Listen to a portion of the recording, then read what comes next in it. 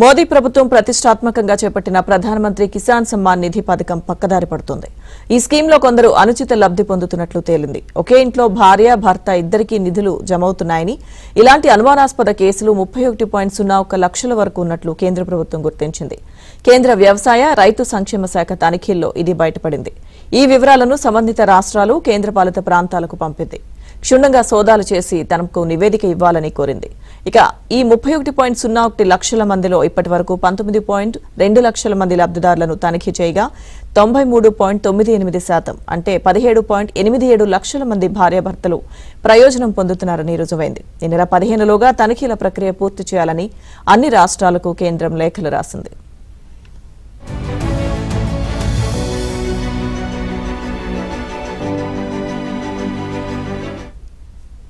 PM Kisan పథకం కింద అన్నదాతలకు పెట్టుబడి సాయంగా కేంద్రం ఏటా 6,000 రూపాయల చొప్పున అర్హులైన లబ్ధిదారుల ఖాతాల్లో 3 విడతల్లో నేరుగా జమ చేస్తున్నారు. పథకం మార్గదర్శకాల ప్రకారం కుటుంబంలో భార్య కానీ, భర్త కానీ ఎవరో ఒకరు మాత్రమే సాయం పొందడానికి అర్హులు. ఒకే కుటుంబంలో మైనర్ పిల్లలు, ఇతర కుటుంబ సభ్యులు కూడా లబ్ధి పొందుతున్న 1.76 లక్షల కేసులను కూడా కేంద్రం గుర్తించింది. 2019 ఫిబ్రవరి 1 తర్వాత రిజిస్టర్ చేసుకున్న రైతులు తమ భూములకు గత యజమానులు ఎవరో వివరాలు సమర్పించాల్సి ఉండగా 33.34 లక్షల మంది తప్పుడు వివరాలు ఇవ్వడమో, ఫారంలో ఆ వివరాలను ఖాళీగా వదిలేయడమో చేశారు. పూర్వపు యజమానులు అనుచితంగా ఈ పథకం ప్రయోజనాలను పొందకుండా ఉండేందుకే ఈ నిబంధన పెట్టారు. అయినా 8.11 లక్షల మంది పూర్వపు యజమానులు, ప్రస్తుత యజమానులు ఉభయులు 6,000 పొందుతున్నారని తేలింది.